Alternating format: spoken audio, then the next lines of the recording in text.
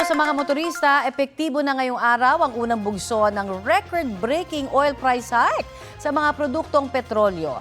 Base po sa anunsyo ng Department of Energy, nasa 12 pesos hanggang mahigit 24 pesos ang kabuang taas presyo ng kada litro ng diesel ngayong pong linggo. Nasa 6 pesos hanggang 13 pesos naman ang buong taas presyo sa gasolina. Habang 32 hanggang mahigit 38 pesos ang kabuang dagdag sa kada litro ng kerosene. Depende po yan sa kung saang kumpanya kayo bibili.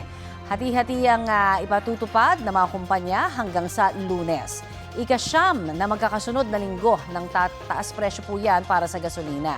Habang ika-10 magkakasunod na linggo naman para sa diesel at kerosene. Tiniyak naman po ng Department of Energy na may sapat na supply ng langis ang bansa hanggang sa katapusan ng Abril.